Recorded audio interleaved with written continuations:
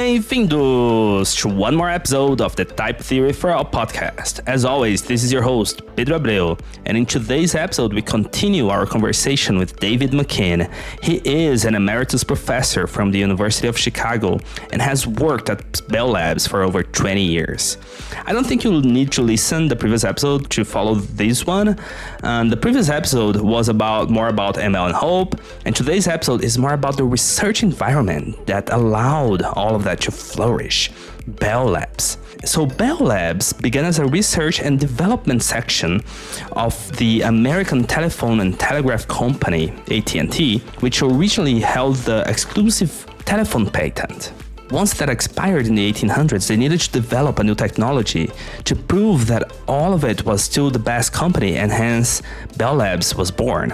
Over the course of the years, this fascinating institution has registered more than 26,000 patents, among of which we have the transistor, the laser, the solar cell, and communication satellites. Over the course of the last 88 years, they were awarded a jaw-dropping amount of 10 Nobel Prizes and 5 Turing Award. In this interview, David MacQueen shares with us how was it like to work in such an incredible institution during its golden age. He shares insights about technology, the space, the people, the management style, and so much more. So join us into this incredible journey of this singular institution.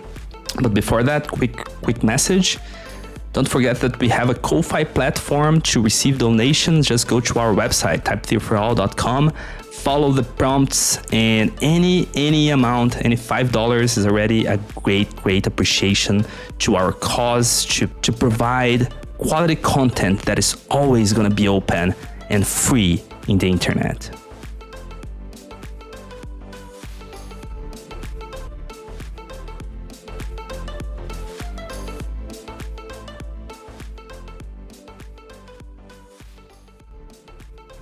I was thinking to start the conversation over there on your time in Bell Labs. I was working with Rod Burstall on Hope until the end of my time in Edinburgh.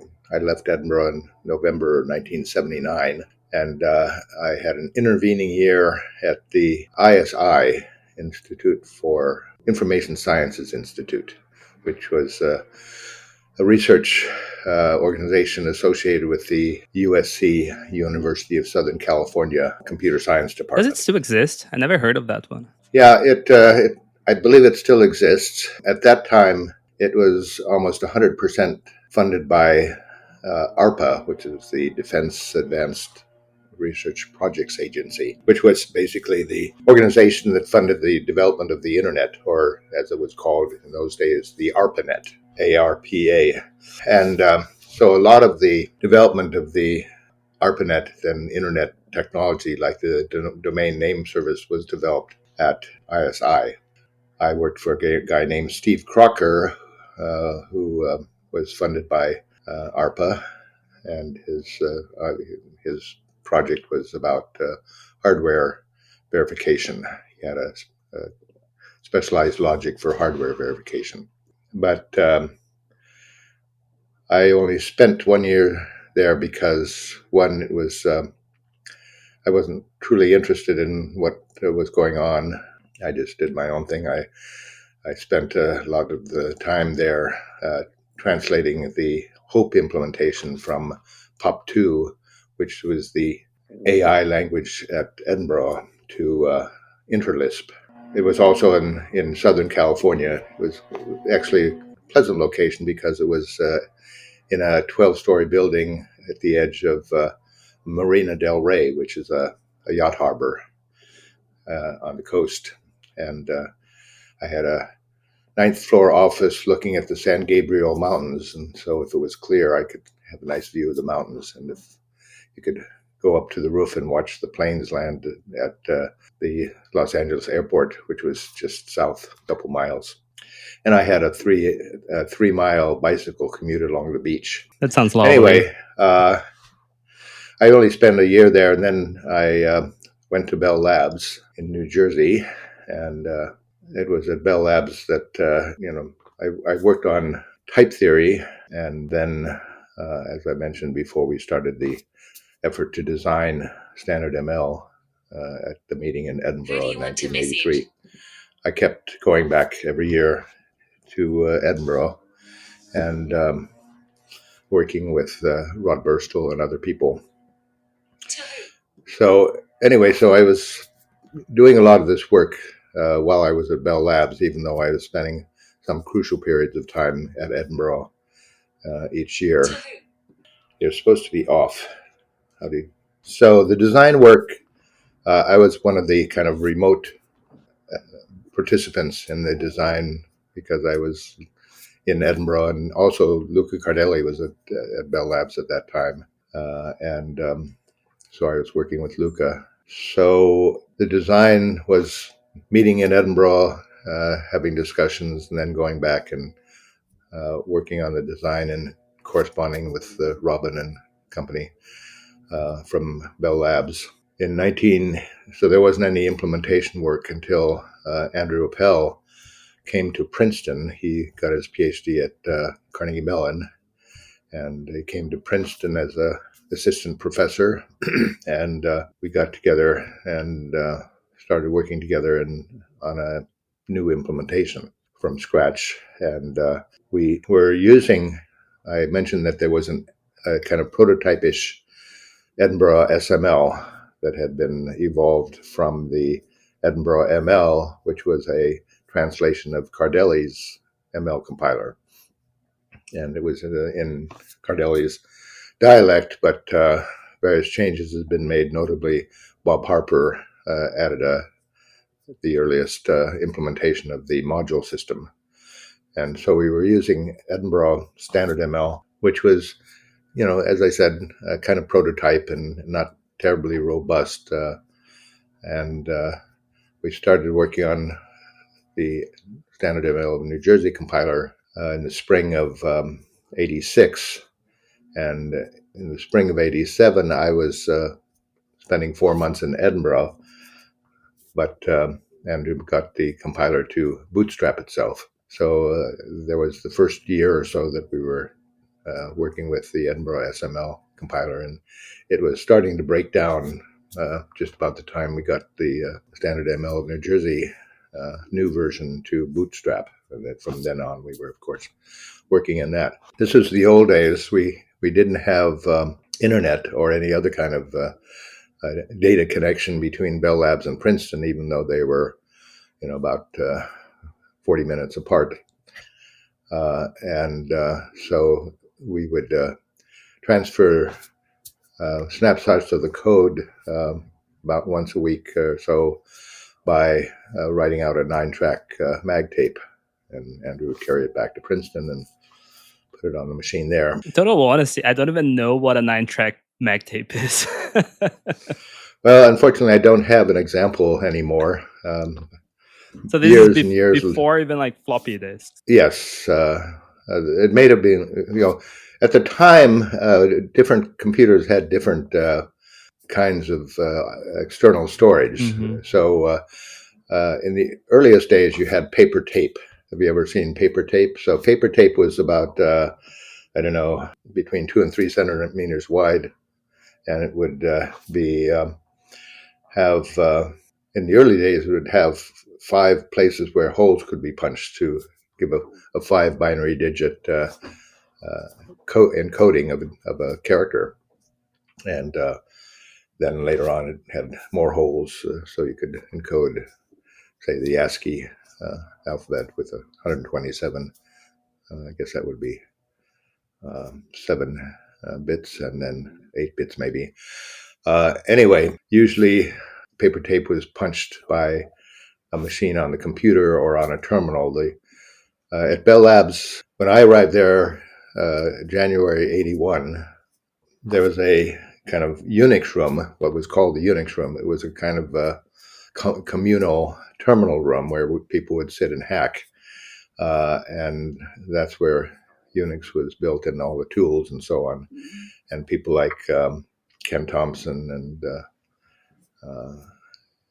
Doug McRoy, Brian Kernahan, Mickey, Kernahan, and Gee, I'm having a senior moment here, blanking. Anyway, the guy, the C book, Kernahan and Dennis Ritchie. it's Dennis Ritchie. Yeah, so Kernahan and Ritchie and Ken Thompson, Dennis Ritchie, Brian Kernahan, Doug McElroy, various other Unix pioneers. Unix itself, I'll give you a little bit of earlier history.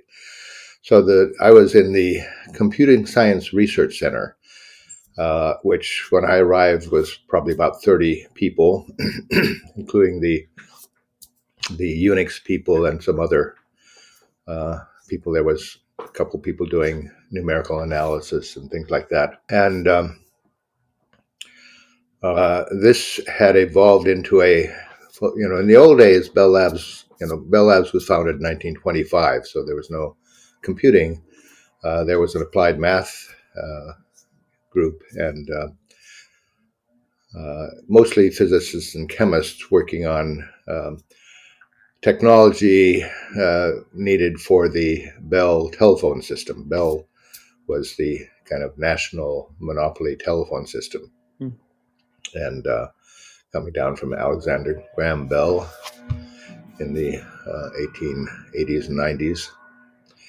And in 1925, they established this R&D group that they call Bell Labs, and it was located in a building in Manhattan on West Street, west side of Manhattan. And about 1940, they decided to build a new establishment in the New Jersey suburbs, Murray Hill, which was a kind of neighborhood of New Providence in New Jersey. So it's about 20 miles directly west of lower Manhattan. In those days, fairly bucolic, and in my days, very suburban, but kind of eastern suburban. We have these nice houses embedded in a deep forest. So there's a very tall canopy of trees covering the countryside. So from above, it just looks like a forest. So that was the first section of that was built around 1940, and that was building one. And then there was building two built a little bit later. That was 1941. Building two was created, and so it was a big, long building. Building one and two were big, long brick buildings, 5 stories or so, and full of physicists and chemists and a few mathematicians. And they had a comp center.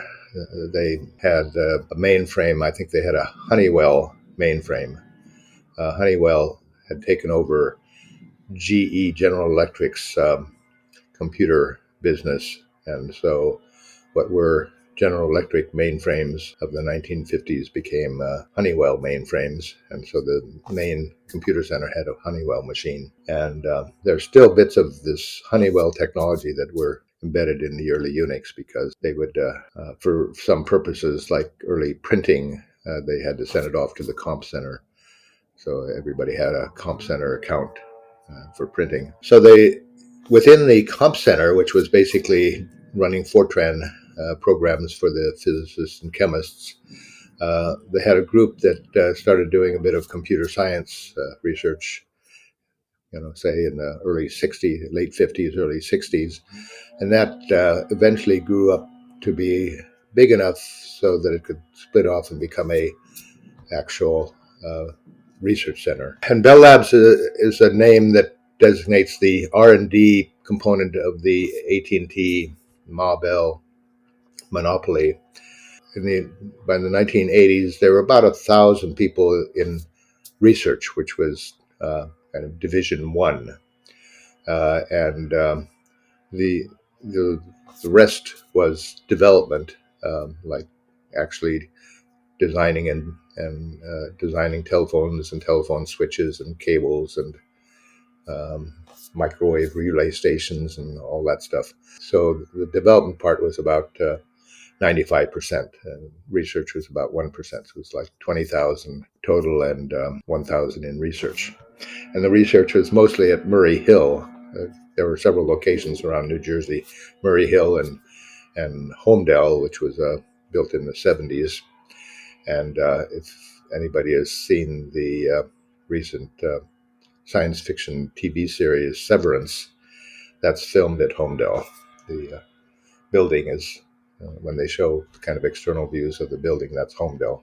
So, but computing science research was located at Murray Hill. As I said, it's a neighborhood about 20 miles west of Manhattan. And the Unix room was on the fifth floor. It was split in two. There was the open terminal room, and there was the machine room where with the raised floor and lots of cables and air conditioning and things like that. And they were using DEC PDP-11s at that time. And that's a 16-bit mini computer, 64 kilobytes of address space. Although the big iron, the kind of multiple $100,000 PDP 1170 computer, for instance, had a split I and D address space, so you had 64 kilobytes of instruction space and 64 kilobytes of address space. So that's, and in the terminal room, they were just starting to have glass TTYs, that is, CRT-based terminals with a keyboard and a 24 by 80 monochrome screen. Some people were still working on the teletype model. I think it's model 35s or 33s, which is the thing that had a keyboard and it printed on a roll of paper, and it had a paper tape punch and reader as part of the terminal. And it was very loud, and it required a lot of finger power to press the keys. The keys had about a 1-inch or 2.5 centimeter travel. It was very noisy when people were typing on that. And that's why Unix has commands like ls and cd and things like that, one or two or three letters for the shell commands, right, because it was kind of noisy and painful typing on these teletype terminals. And so you typed as few characters as possible. Yeah.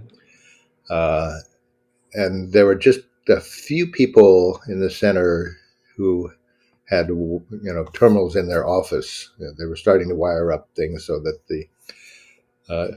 your office terminal and the terminals in people's offices were connected via telephone with modems at 9600 baud, which is roughly 9600 bits per second communication with the terminal, and that was considered pretty fast and state of the art at that time. And how was developing a programming language in that setting? Well,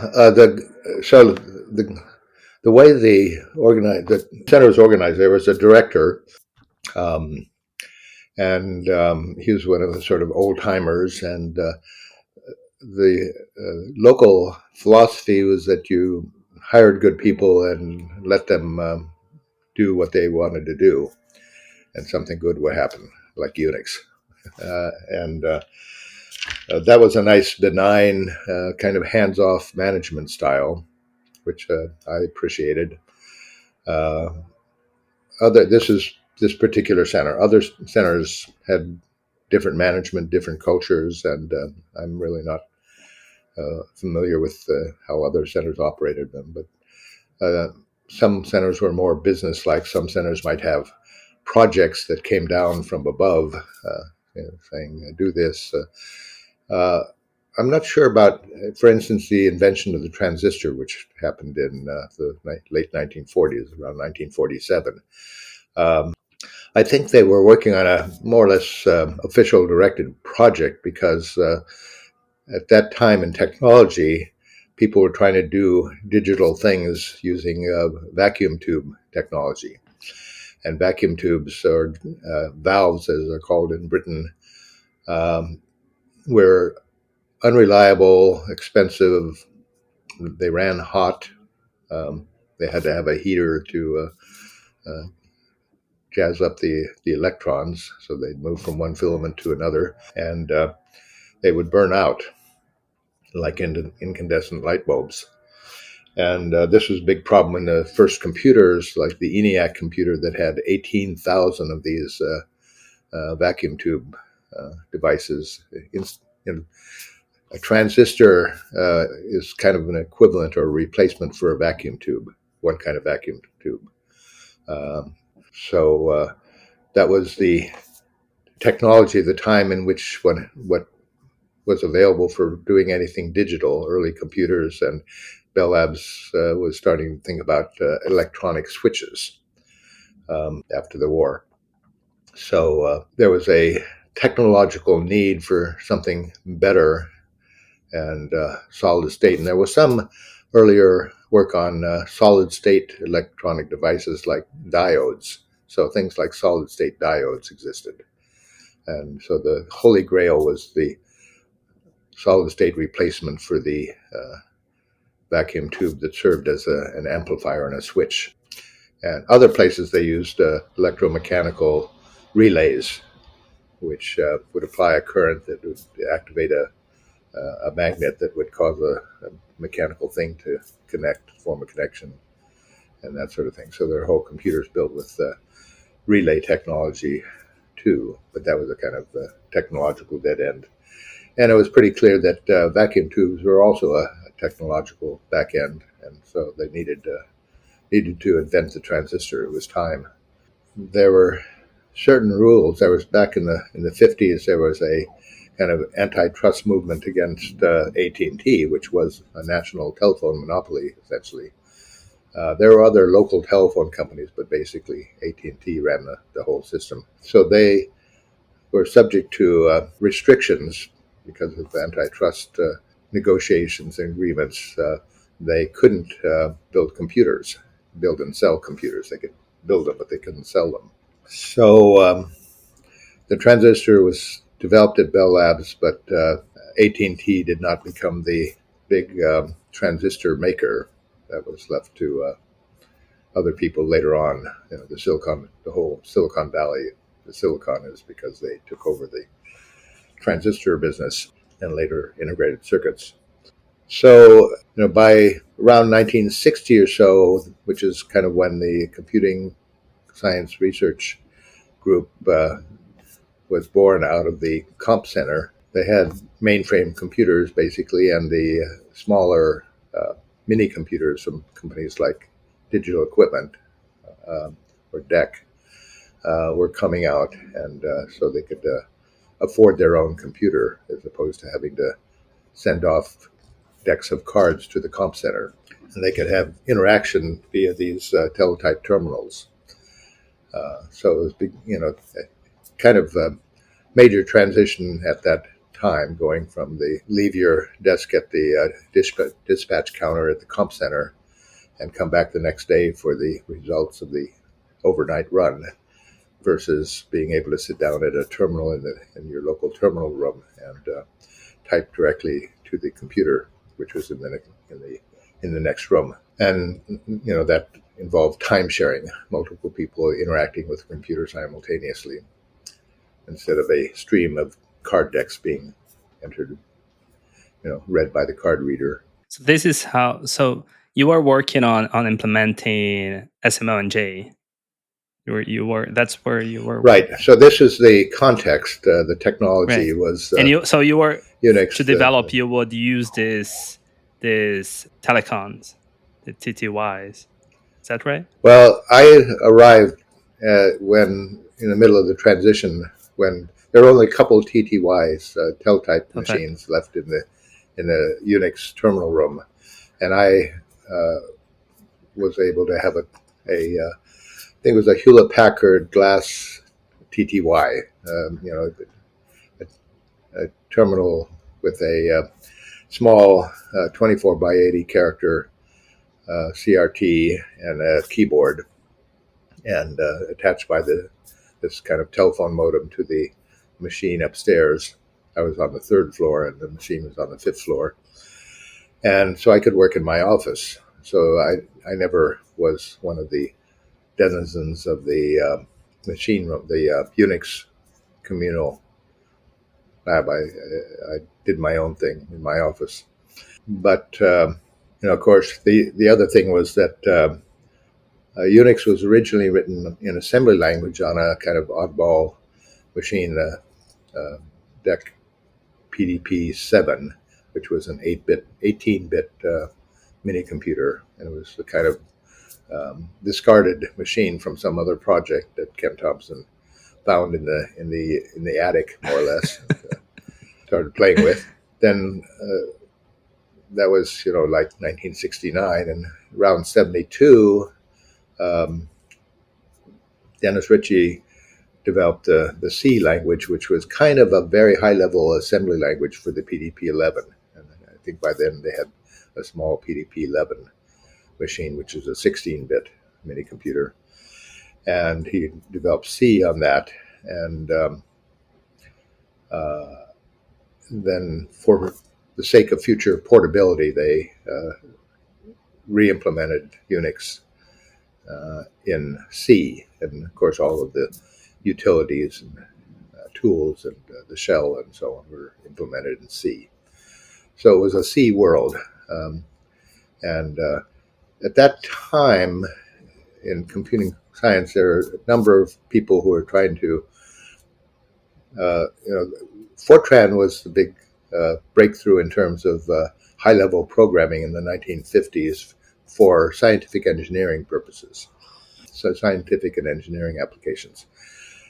And people doing systems programming, operating systems and other utilities and so on, were still writing mostly in assembly language for some particular manufacturer's machines.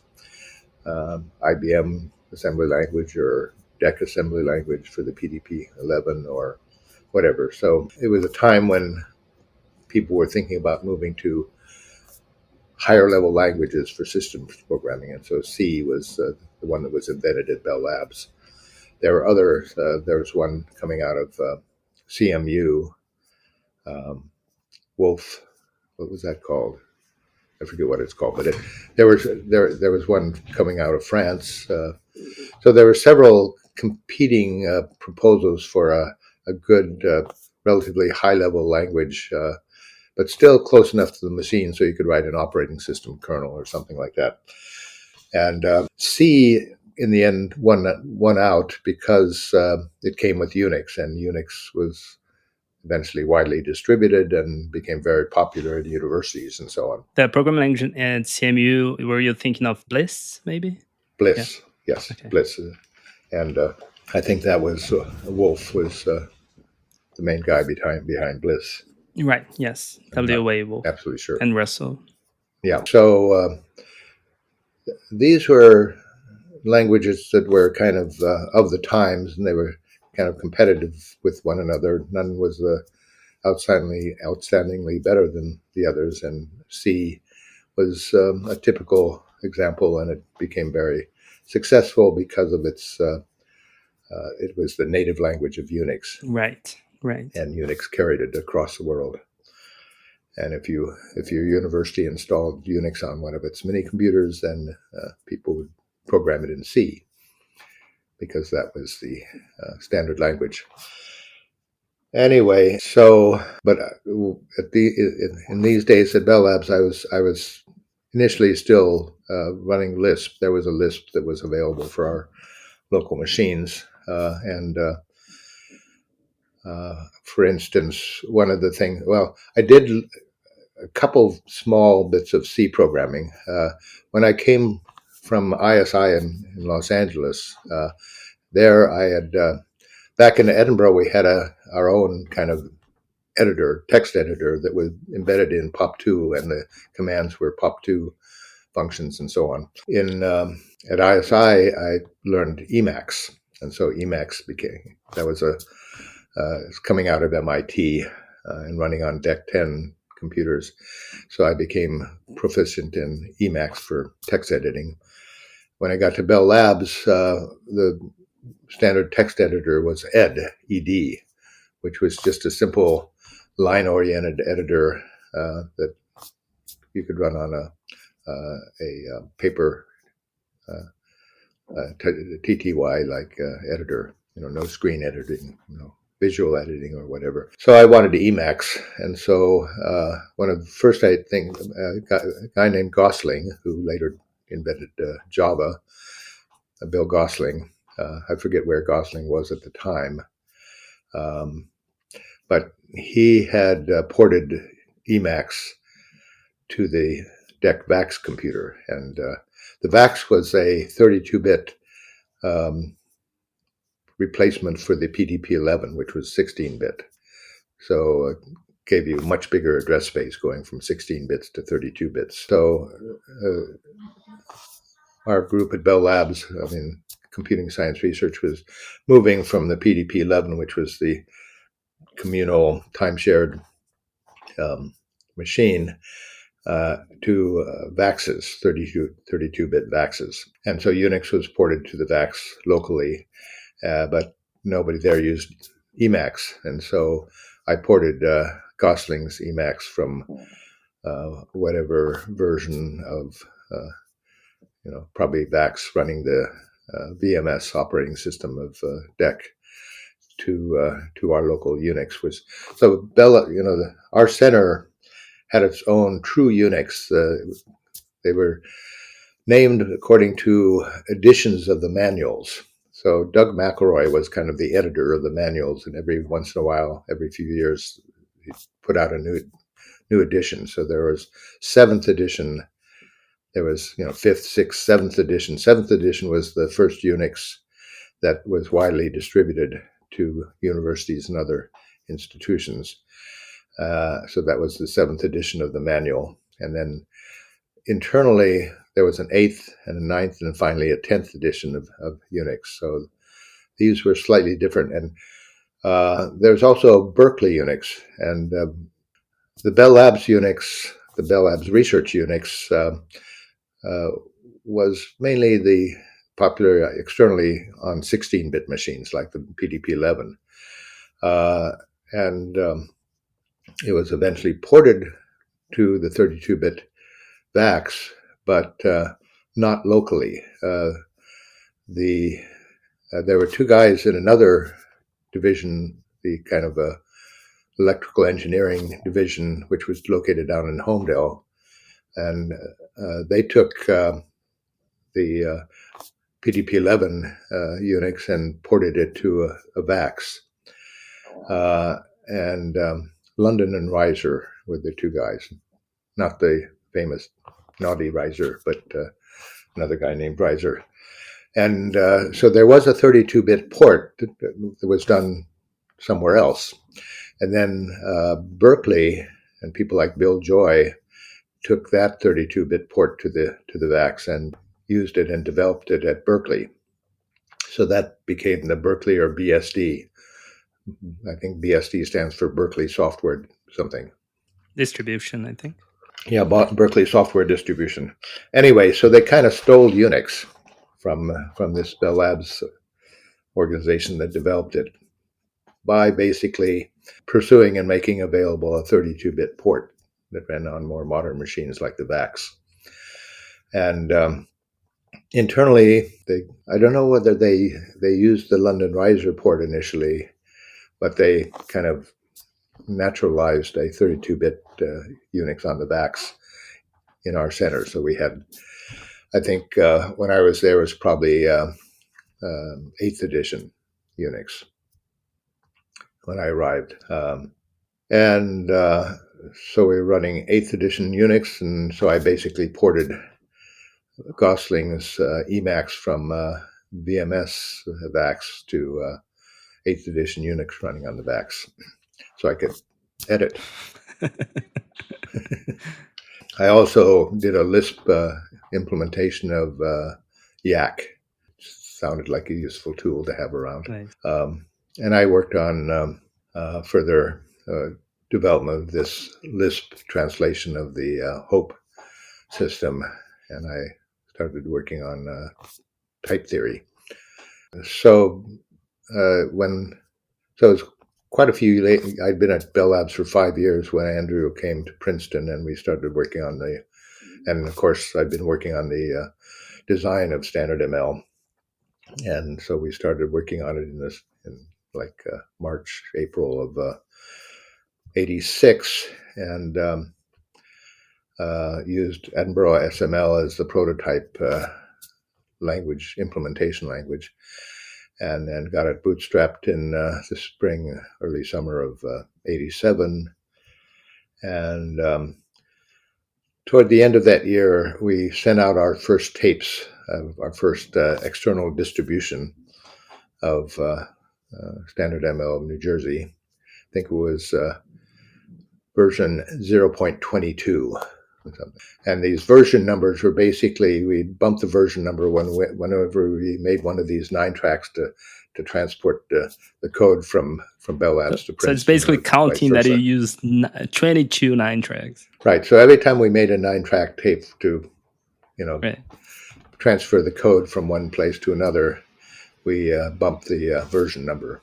So we had, by the end of 87, we were starting to send out tapes to our friends in places like CMU, of course, Edinburgh, and whatever. And in Edinburgh, they had 2 kind of computing environments. The School of Artificial Intelligence, where I spent I never went down to the computer science department, so I spent my whole time in that organization. And they had a DEC 10. And it was probably the only DEC 10 in an academic institution. So the thing was that there were these big, famous research centers at MIT, Carnegie Mellon, and Stanford in the U.S. And all of them had a lot of funding, research funding from ARPA, the Defense Advanced Research Projects Agency, the one that was funding Information Sciences Institute that I spent a year at. And so there was a lot of software written on DEC 10s, academic software, AI software. And so Edinburgh was, and the School of Artificial Intelligence in particular, was lucky to somehow get money to buy a DEC 10. And so that's what, and they were able to run the software coming from these centers in the U.S. And the computer science department ran DEC VAX under DEC's VMS operating system.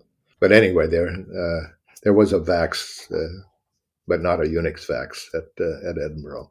Come to think of it, I'm not sure how. Well, they had smaller PDP-11s in Edinburgh by the time we were doing Standard ML. So there was some, and I think they were running Unix. So yeah, they're definitely running Unix. So they had some Unix PDP-11 or Unix small VAXs. And at Bell Labs, we had, VAX came in various sizes. At Bell Labs, when we transitioned from PDP-11s to VAXs, it was the VAX 750, which was a kind of washing machine-sized computer, whereas the VAX 780 was the kind of mainframe-sized thing, and it was like a row of refrigerators. But the VAX, the architecture was the same, but we had far less memories. 8 megabytes of memory was on a board about, 20 inches by 20 inches, or like a small TV. And, yeah, more than a half meter on a side, a big circuit board for 8 megabytes of random access memory. And the disks were, big expensive disk was 300 megabytes. On the PDP-11, the disks were like 10 megabytes. So not a lot of bytes, and the cycle time was in milliseconds and stuff like that. Not a lot of computing power. And of course, the culture of the Unix group was such that they appreciated the required economy and elegance that was required to fit your work into one of these small machines. And so they thought that the 32-bit address space of the VAX was too luxurious and unnecessary. So that's why they didn't lead in the port from the 16-bit word to the 32-bit word. And that's why Berkeley was able to kind of take the lead in external development of Unix from that point. That's funny. So they had Research Unix, but everybody was running Berkeley Unix. And in particular, in this era, the ARPANET, predecessor of the internet, was being built, and all these major university research labs, computer science departments, were being connected to the ARPANET. And Bell Labs wasn't, because it wasn't invented there. They had the phone system, Right. and long distance phone connections. The ARPANET, ironically, the communications fabric of the ARPANET, the long distance connections, were provided under contract by AT&T. They could do like cross-continental 50,000 bits per second digital connections at that time. And so when the ARPANET was being constructed, connecting more and more universities and other institutions, it was using AT&T's equipment, providing, as I said, I think it was about 50,000 bits per second transmission speeds. And yet AT&T didn't really recognize the ARPANET as a competitor. And in particular, they didn't have a competing idea. IBM actually had a competing network technology that a lot of businesses eventually used. I can't even remember what the network stuff at IBM was called.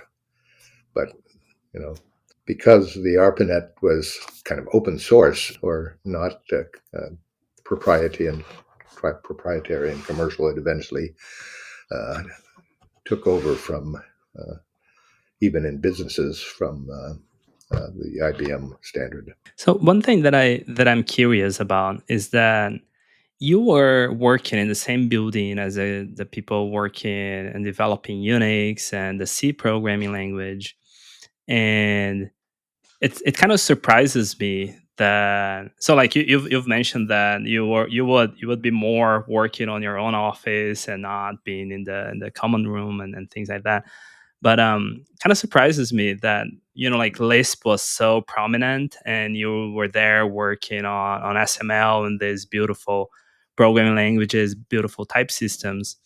I'm curious to ask if these other developers were aware of these other languages, of these type systems, of those other ideas, or even if they were aware, they would be like, that's these mathematicians working on this crazy stuff, like let them do those things. How was that? Probably more of the latter. I mean, they built Unix, they built C, they built all these tools, the NROF and then TROF, EQN, all this stuff for writing papers and typesetting it nicely. And in fact, at some point, a little bit more Bell Labs history, small aside, don't let me get away too long. So Ken Thompson found this spare machine in the attic, and he, as a personal project, thought that the operating system was crap, and so he thought he could do better. And the reason he thought he could do better is that earlier in the 60s, there was a joint project to build an operating system called Multics. And this project was a three-way collaboration between the Honeywell company, MIT Computer Science Project Mac, as it was called, and Bell Labs. And some of the people early in this, the history of the Computing Science Research Center, Ken Thompson and Doug McElroy, Dennis Ritchie, I believe, several people were involved in collaborating on the Multics project. And the Multics project was very ambitious. It was, their main competition was IBM, which was dominant in the computing world at the time, with the System 360 operating system. So Multics was up against IBM and IBM System 360. And it was a very ambitious kind of mainframe operating system. And it had a lot of interesting ideas. But it had the problem of the overhead of trying to coordinate between three different institutions, and one of them commercial. And, I presume Honeywell was planning to use Multics as its commercial operating system on its mainframes. And so it got kind of bogged down bureaucratically and technically. And Bell Labs management decided to pull out of the cooperation. And so the management locally, there may have been a little bit more management at that time, said, okay, no more operating systems. So they weren't really supporting, Bell Labs wasn't supporting somebody saying, oh, I want to do an operating system after the Multics experience. And so, but Ken Thompson had worked on that, and he was probably the source of some of the neat ideas in Multics. And so he decided to do a kind of toy Multics, and he called it Unix. And that's where Unix comes from.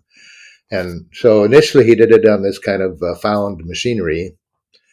And a little later they wanted to buy a PDP-11 because PDP-11s were obviously going to be popular, and the PDP-7 was a kind of oddball 18-bit machine. They also had 12-bit PDP-8s, and the deck had a whole bunch of different architectures. But the PDP-11 seemed like the best bet for the future, and they wanted to buy a PDP-11.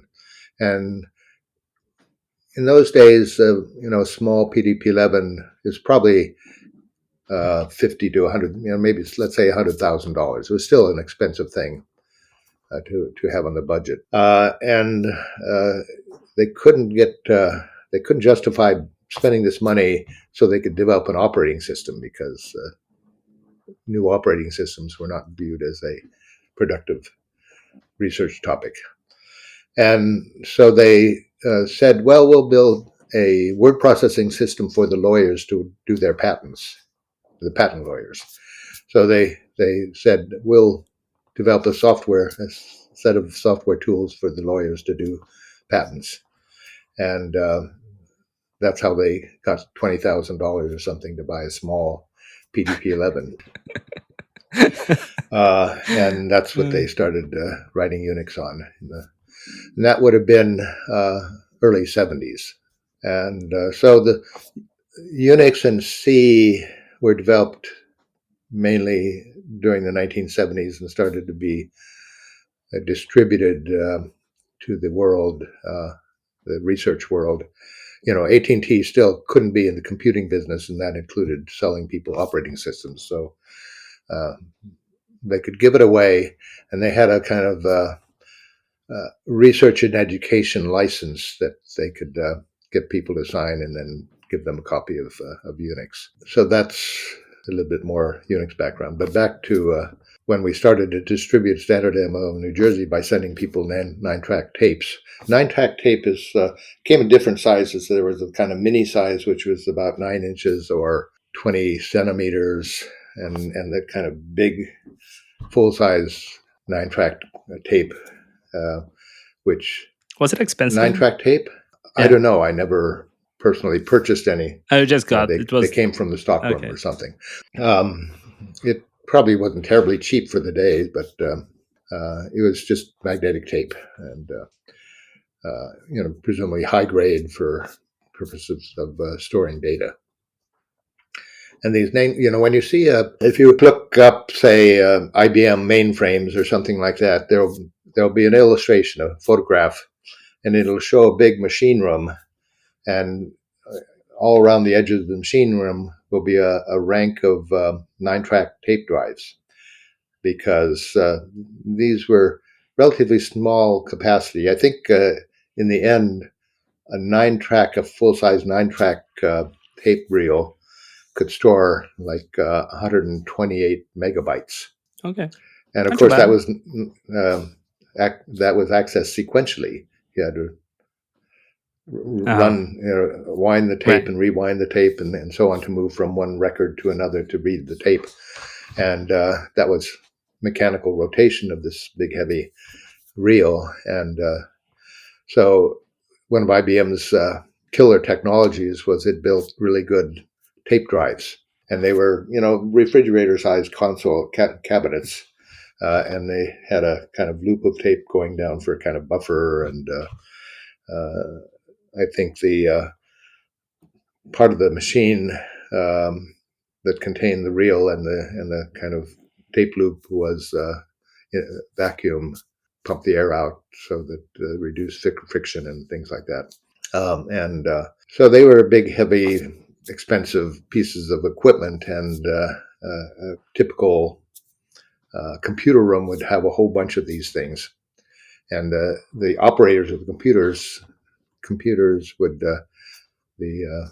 spend a lot of their time mounting and dismounting nine-track tape reels. But anyway, another Unix factoid is that the Unix in those days and locally, the file system was sized to be back up to a 9-track tape. So a file system couldn't be more than 128 megabytes because if you wanted to back up your file system onto a single tape reel, it had to fit on a 120, fit in 128 megabytes. And the interesting thing was that on these VAXs, we had initially a centralized single VAX 1170, a kind of fully packed 1170, and the whole center was timeshared that 1170. When we started buying these VAX 750s, we bought a whole bunch of them. They ended up being like 22 VAX 750s in the machine room. And so instead of everybody working on one single VAX, 1170, we had smaller groups working on sharing a VAX 750. So typically you might have, 5 or 6 people on a VAX 750, and it would have a single Unix file system that had to be fit in 128 megabytes. So that meant you had maybe on the order of 20 megabytes of storage, program and data storage per person on a typical VAX 750 in our computing room. My boss at that time was, my initial boss at Bell Labs was Doug McRoy, who was a great guy. And he retired. He'd been there since the beginning. I think since before the center existed. And my next boss was Peter Weinberger. And I once had a conversation with Peter Weinberger where I said, here we are, Ken Thompson, we all had roughly the same amount of space available to us. I'm sure Ken Thompson could have more space if he wanted it. But we had about 20 megabytes of space out of these file systems per researcher. And I once figured out, a little later in the 80s, that this was like, maybe $20, some small number of dollars to buy that much storage space, disk space. And here we have people who are paid quite a bit more than that. Let's say loaded salary of $100,000 or something. And we're giving them $20 to work with in terms of disk space, storage space, which is a bit ridiculous, but you get kind of stuck in a technological rut. You start thinking in terms of what's reasonable amount of, say, disk space or RAM or whatever, right. And you say, well, that sounds fine. And then, in the computing business, after a few years, that sounds ridiculous. Tell me more a little bit about how management works. Work there, because you said that you had a lot of flexibility and freedom, but you still have a manager. So it was nice. And again, this is the culture of one particular center. So the cultures could vary radically from one center to another. In our center, they had a laid-back attitude. The managers weren't expected to tell people what to do. They were expected to let them do their thing and produce occasionally important stuff.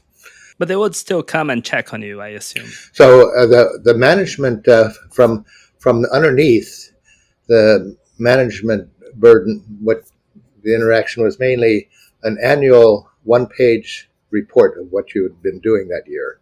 It was called really? One page annually? It was called the I Am Great report. And so once a year, you would be asked to write up a single-page report about what you've been doing and give it to your department head.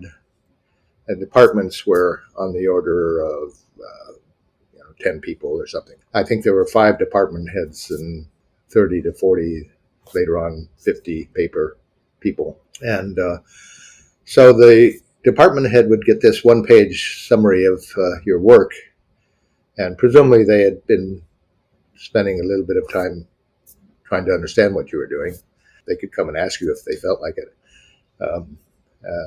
They could read your papers and so on. And they would have a meeting after they got digested these one-page reports, and they would tell of other managers, the other department heads and the director of the center, what you'd been doing and brag about your work, and put people in a quasi-linear ordering.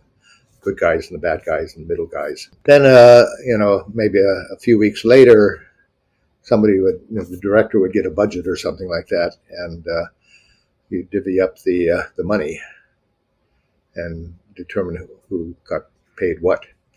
So that I became a manager later on, I came to Bell Labs in '81, and in the early '90s, I became a department head when a new center was branched off. And so I lost my innocence. So you lose your innocence and enter management when you know what people are paid. But the that was the good thing. You just had once a year to write a one-page justification, bragging about what you'd done, and your management. You'd hopefully have a good relationship with your department head so that he would properly present your stuff and brag about it. What about the hiring process? How did you get there? Well, some department head has to like you. So people would send, computing science or computer science wasn't a huge establishment at that time. And I, like a lot of other people, my department head, Doug MacQueen, that hired me, he was a physicist by training, and I was a mathematician by training. And so there weren't a whole lot of computer science PhDs. I think Dennis Ritchie was a mathematician by training. Ken Thompson was an electrical engineer by training. So because there weren't very many computer science PhDs being produced in those 60s and even the 70s. And in many cases, there weren't computer science departments. There were just electrical engineering departments or math departments. And MIT still doesn't have a computer science department as such. Program. Yes. Program 6, I think, is the number, which is the EE department. So it was pretty much based on individual interests and tastes and so on. Doug MacQueen liked what I had done. I had done some work on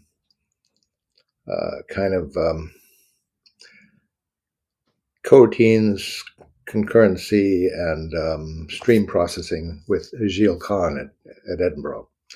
And Doug MacQueen had done a little work in that area, and he was impressed with what Gilles and I did. And that's why I got hired. Gotcha. I guess I interviewed. I did visit Bell Labs at some point, and I talked to a bunch of people, so I guess I was interviewed. But I don't remember any of the details. That was, that would have been. Uh-huh. So you spent 20 years at Bell Labs. Yes, Right. 81 to 2001. So you spent 20 years working in ML over there, or you were also working in other projects? Well, personally, I basically worked on semantics of programming languages, type theory, and ML.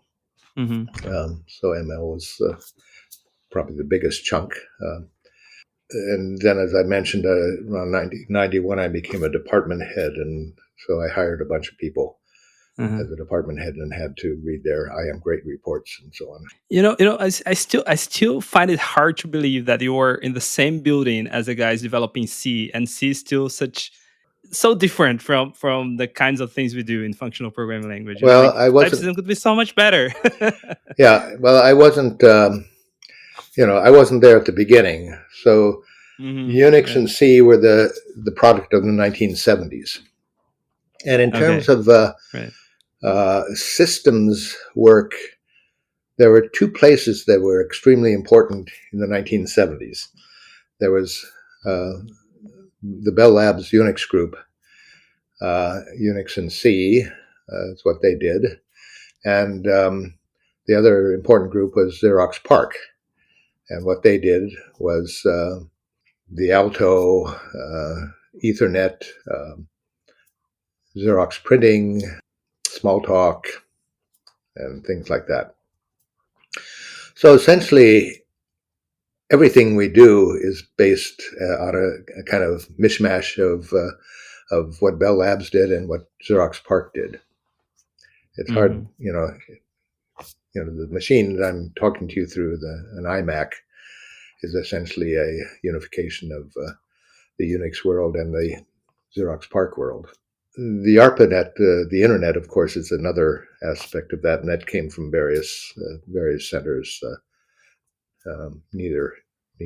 So the internet is an example of a huge major technology that didn't come from Bell Labs or Xerox PARC.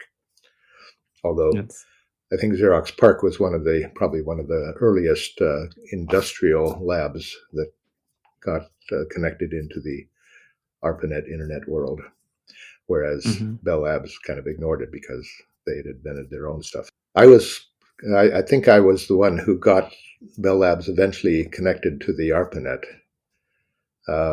Really? The local technology for long-distance networking was called UUCP, Unix to Unix copy. So there was a command that would, dial up another machine on a telephone modem and form a telephone-based audio digital connection, and then transfer a file. Copy a file over from one machine to another. And that became the basis of an email system. And so there were a lot of universities and so on that communicated with one another from one Unix system to another using UUCP and the associated networking infrastructure like email built on top of that. And at some point, the ARPANET was demilitarized or passed on to the NSF, became the NSF net before it became the internet. And it was still supposedly sort of non-commercial and research oriented. And there was a subset of the NSF net where people connected by UUCP rather than by internet protocols. And so if we wanted to send email to somebody from Bell Labs, or possibly transfer a file, we would have to, they had an addressing mode where you said, I'll send it to machine A, and I trust machine A to send it to machine B, and I trust them to send it to machine C. So you'd have something like Fred bang A bang B bang C. You had these chains of intermediate machines that would pass your mail on. And there were, of course, this is not very practical, but it turns out that there were a small number of machines that were very liberal. And so everybody, they shortened the chain. So There was one at Berkeley. There was one, I don't know, maybe, I forget where. But there's several machines. So in the very early days, when they first started distributing the Bell Labs Unix, there was a machine called Research at Bell Labs. So people would send, Fred Bang, Research Bang, Berkeley or something like that. Or, I forget the exact syntax, but and everybody would be mailing through the Bell Labs research machine. It would be handling mail from all over the place to all over the place. And they get fed up with the telephone bills or something like that, so they stopped providing that service. But then other people, like some machine at Berkeley was devoted to transmitting people's emails, and so people would send through those things. And that was the Unix equivalent of the internet for email and file transfer. Cool. And so in the late 80s, I discovered that some physicist over in the other end of the building had wanted to collaborate and transmit data with a research colleague at a university. And so they had figured out how to apply for a connection to the ARPANET.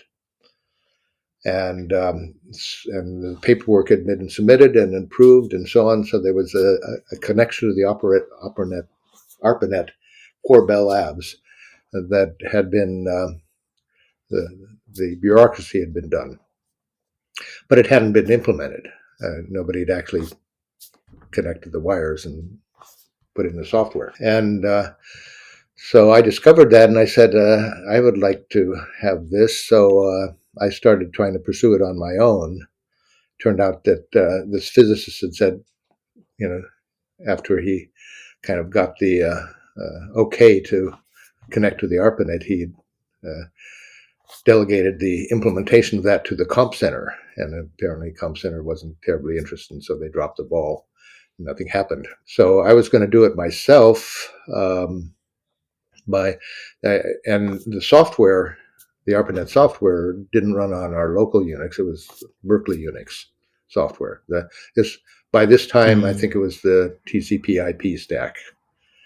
And to run the TCP, we didn't have our own TCP/IP stack in 8th edition or 9th edition Unix in research.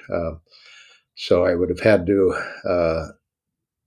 get a hold of one of these VAXs and install Berkeley Unix on it with the TCP/IP software, and then install a hardware board to plug the wire into.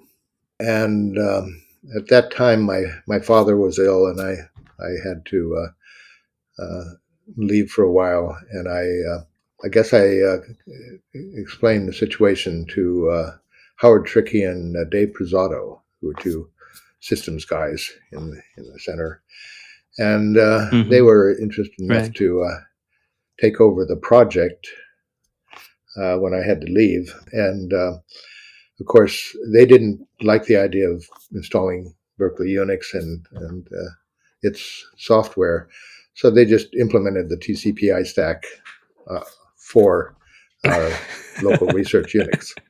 And then somehow got the wire connected. And so that was cool. Sometime in 1988. Quite a while after. It's almost 18 years after the internet started. And then eventually you left Bell Labs and went to University of Chicago. So as I said, I became a manager, and that was okay for a while. But then AT&T broke itself up. So there's something I call Shivers' Law, after Olin Shivers, who had mentioned this to me some time. Only a true monopoly can have a true research lab. And AT&T, Bell Labs, when I arrived, was part of a true monopoly, the AT&T Bell system.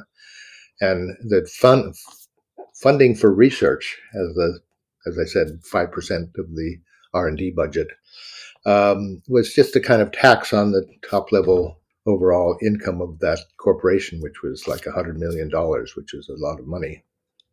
100 billion, $100 billion. Billions?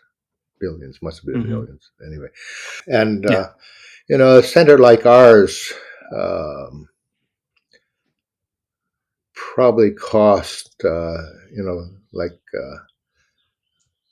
in the early 80s, it might have been like $20 million a year to fund the center. And that was one of many different centers, so a couple $100 million maybe. Anyway, so AT&T was first broken up in 1984 when they had a antitrust agreement with the Justice Department that were pursuing them, and simultaneously IBM. And IBM kind of survived intact, and AT&T made an agreement to basically divest itself of all the local telephone systems. And so those became like 7 baby bells. Like there was New England Bell and California Bell, or Pacific Bell, and Southern Bell, and so there are a bunch of mini Bell companies that were responsible for telephone service in various regions, and AT&T retained the kind of long distance part of the network. And at that point, there was a small breakup in research. Exactly 2 people left our centers and went to another research organization that was meant to support the baby bells, and that was called Bellcore. And 2 of the 40 or so people in our center left, and so it wasn't a big disruption. So that was 84, and we survived that without much perturbation. And then in 95, I was in 95, I was taking a bit of a sabbatical. I was at the Newton Institute in Cambridge, participating in a research program called Semantics of Computation. It was a 6-month program that they hold at this Newton Center in Cambridge. And it's part of the mathematics establishment at Cambridge. Cambridge is interesting in that it has had an actual sub-campus for mathematics, multiple buildings, including this Newton Institute.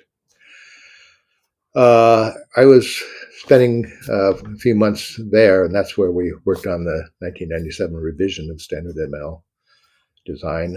And I took a week in the middle of that to go to a IFIP working group 2.8, the functional programming working group that I think I mentioned earlier. And so this was in Chalmers in Sweden. And so we were in Gothenburg.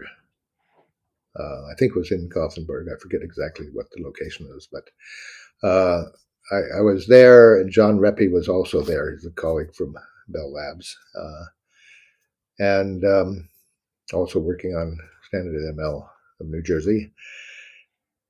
And there was a TV in the lounge at this place, and they were showing a Japanese news program, and it showed in this Japanese news program the AT&T logo.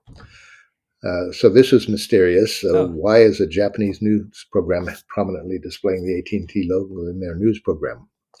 And we had no idea what was going on. But after a day or two, I discovered that this was the announcement of the breakup of AT&T into 3 portions. I forget it was AT&T Lucent, which was basically the hardware side of AT&T, which used to be called Western Electric. And the third thing was AT&T had swallowed NCR, which was a minor computer company, National Cash Register. But they were, at that time, a computer company, and AT&T was trying to get into computing, so one of the things they tried was buying NCR. So they were spitting out NCR, and at the same time spitting out the hardware portion of the company as Lucent. Lucent was one of these newfangled corporate names. And so that was what was happening. And of course, that had a much more drastic effect on research and on computer science research in particular, because there was a 1/4, 3/4 division. 3/4 of Bell Labs stayed with Lucent, and 1/4 went with AT&T. And computing and software were of interest to both. So there were, physical sciences, solid state physics, people who were mainly interested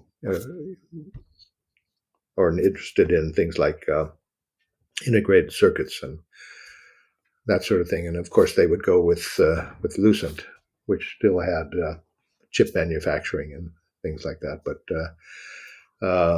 AT&T was interested in software and computing. So there was a kind of split of the computing establishment between Lucent and AT&T, which was quite disruptive and painful. In the end, my department, I was still department head at that time, so my department stayed at AT&T. Stayed with Lucent. Went with Lucent rather than staying. Other people, the rest of my center at that time went to AT&T. So this was 95. 95 to 96. It was a long, messy process. So this is the beginning of and so I mentioned this deadly question.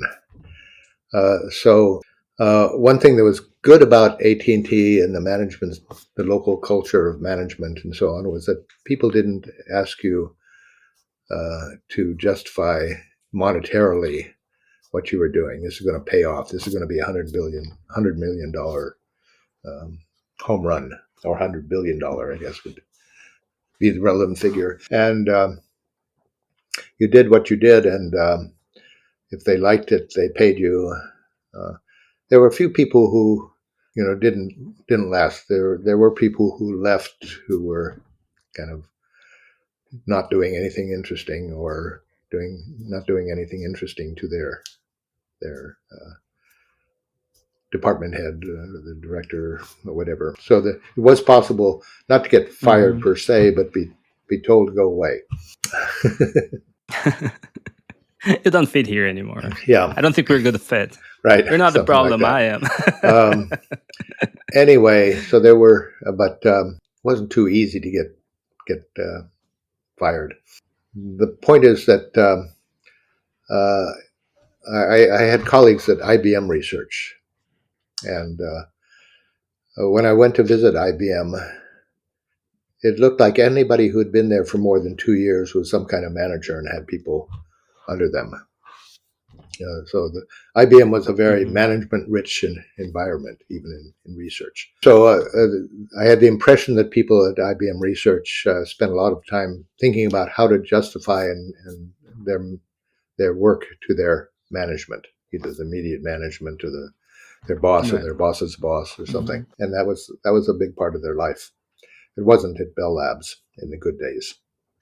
And so after this Lucent disruption, the Lucent spinoff, I don't know, NCR hadn't really impinged on us very much, so it didn't matter whether NCR was gone or not. We didn't really interact with NCR. But after that, there began to be professional managers who you might see or encounter. That is, the old management were researchers who were kind of amateur managers. It wasn't their role in life to be managers. They did it because somebody had to do it. Sort of like being a chair in an academic department. Usually a chair in an academic department is somebody who volunteers to do unpleasant but necessary bureaucracy. And so after the Lucent AT&T split up, you began to see professional managers whose role, as they saw it, was to climb the management ladder and become a vice president or something. And or people, in a few cases, researchers who switched modes and stopped doing research and started doing management. That's beyond reading people's I am great reports. And the question popped up of who are your customers? Okay, if you ask, implying, not explicitly stating, but who would be willing to pay your salary or something, or provide the money that keeps you going. So that question didn't come up until the last few years after this disruption, and that's when I decided it was time to move on.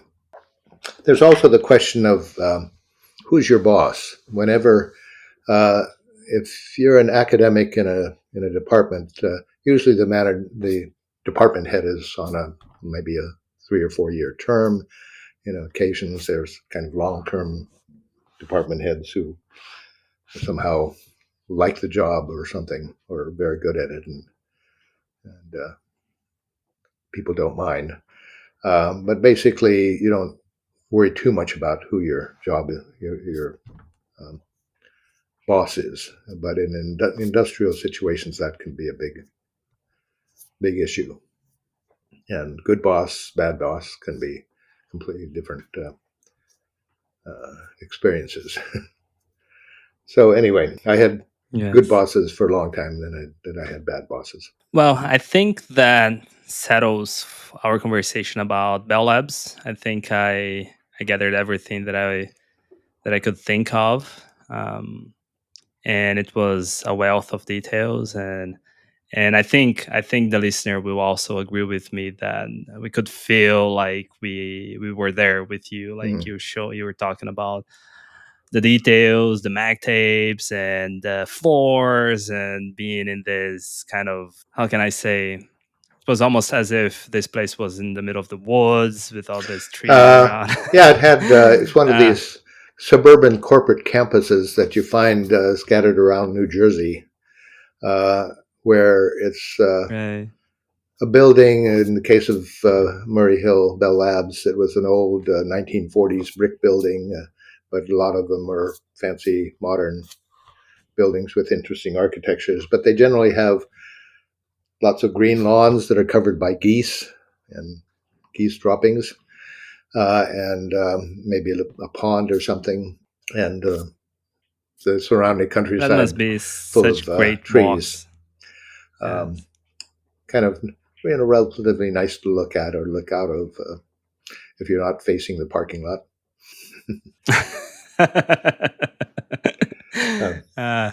So another topic that we also wanted to touch was that I believe you have some very strong opinions about object-oriented programming and if that should be included in ML. Do you wanna start talking So about that? obviously, I was doing functional programming.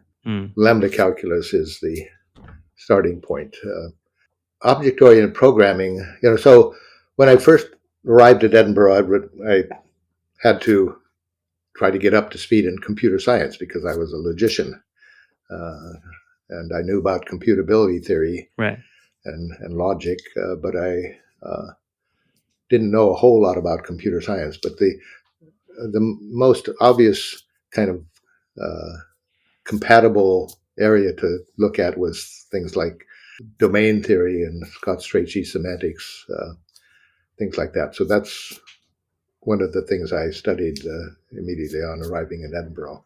Then I also read some of the literature. It's nice to get into a subject close to the beginning because there isn't a whole lot of literature to catch up on. So I read these papers by Landon from the 1960s and a bit more, but there wasn't. One of the things I read that was very good was a book called Structured Programming by Dahl, Dijkstra, and Hoare. Unfortunately, I lost my copy along the way somewhere. But this had basically 3 sections written by Ole Johan Dahl, who was one of the co-inventors with Newgård of Simula 67. And that's the origin of object-oriented programming. Another was written by Dijkstra about okay. It's just moving my Dijkstra about the Dijkstra style Hoare logic, and weakest free precondition kind of stuff, I think. And the third was by Hoare about things like type abstraction and structured. Mm-hmm. So the whole volume was called Structured Programming, which was a big topic in the early 70s due to Dijkstra having written a letter to the CACM, communications of the ACM, about GoTo considered harmful. This was a famous paper in those days. And instead of having random GoTos transferring control from one point in the program to another, you should have structured control using while loops and if then else and so on. And so it doesn't seem like a big deal these days, but it was kind of a controversial thing back then. Anyway, so I read this whole book to kind of understand the spirit of the times in computer science, and I think that book was published the early 70s, 72 maybe. And I read the Simula part to try to understand what Simula 67 was as a language and what this sort of object stuff was. But it wasn't a big deal at that time. I guess Smalltalk had been invented, and the early version of Smalltalk had been published to the world, which was also kind of derived from Simula 67. And so I thought about that, and I also read a lot about concurrency and concurrent programming languages and so on. And I started working with French visitor Gilles Kahn from INRIA, and we worked on a kind of concurrent stream processing language, which still gets a reasonable number of citations even now. It was published in 1977. But anyway, so that's how I sort of caught up on computer science, and the most important work was Landon's work and Strachey's work, and they were very influential figures in the Edinburgh programming language world. Of course, there's Reynolds as well, Gedonken, which was a kind of Gedonken experiment in language design. So what were we? Okay, so getting to object-oriented stuff. We're headed towards. Anyway, so that was my first introduction, is reading this Dahl section of this book and trying to understand Simula 67. And of course,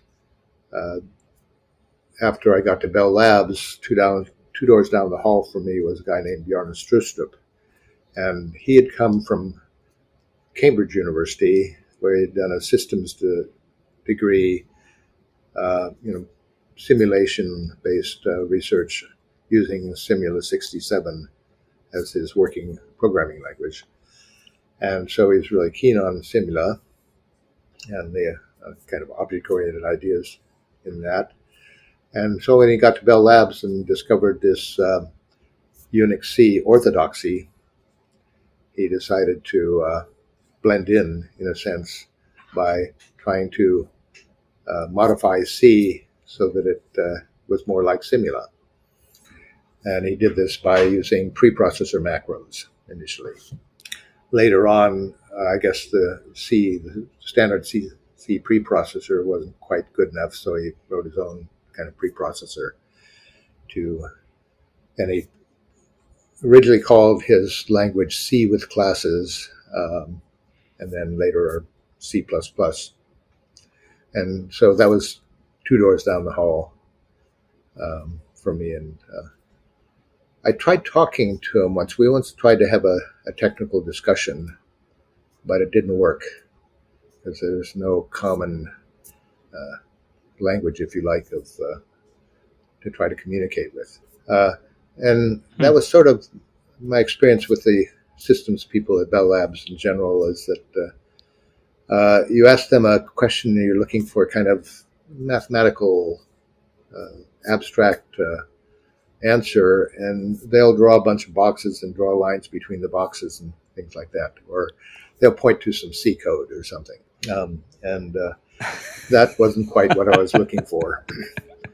So Right. anyway, so we weren't on the same wavelengths, and that's the difference between European and American computer science. And in America, theory is complexity theory and algorithm analysis, kind of bean counting, kind of part of programming, measuring and things like that. And in Europe, logic, and that's sort of a combinatorial thing.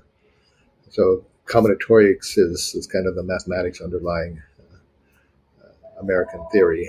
And in Europe, logic underlies the theory.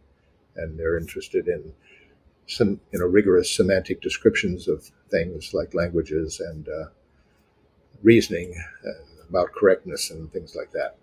Formal specification, correctness, that sort of thing. And all that is, logic is relevant in some general way. So conversely, American systems people tend not to think in a mathematical way. They tend to think in a very concrete way. Language design in particular is a kind of seat of the pants. I know how to program, therefore I know how to design programming languages. I don't agree. So I come from this European culture, having trained as a computer science in Edinburgh, and so it's hard to communicate with the systems people at Bell Labs. I had much better luck communicating with people like at CMU, for instance. And you think then all of the object-oriented development is more in this system Well, it started with side a kind of prototype in the with all sense of this. Simula 67 language, which Yes. started was based on Algol 60, so it's almost like a dialect of Algol 60, but it had this new thing where you could view a block as a kind of template that you could instantiate, and there was a kind of textual way of modifying a block by adding additional code, which was related to inheritance. And so this kind of state encapsulation idea was there, and the kind of inheritance sharing of functionality was there. And it was kind of described textually by kind of textual change in a given program. And there wasn't much theory behind it. So then Bjarne Stroustrup, being a Simula 67 guy, tried to make a dialect of C that worked a bit like Simula 67. And he did it using initially macro definitions. And That sounds really painful, honestly. Right. Just to think of it, I'm like, ugh. But it worked. The thing is, it was a brilliant idea, and after it works. Thought, in retrospect, because being a dialect of C, and initially you could just give it a C program and it would do the right thing. Being an extension, kind of backward compatible extension of C, it was compatible with the world that developed around C, mainly everywhere. Yes. People were programming in C. That's nice. And so it, for one thing, made this modern, fancy, new mode of programming, object-oriented programming, accessible to people who were in the C world. And that turned out to be a brilliant marketing technique. Yes. No wonder it got so much traction and so so popular. You've mentioned that I think Bob Harper, when you guys were working on ML, Bob Harper came in and developed the module system for ML and things like that. Well, I developed the module system and published that as sort of Okay. the initial description of the language that was published in 1984 at the Lisp conference in Austin. There were two papers. Robin gave a paper on the sort of core language, the base language, and then I gave a paper on the module system.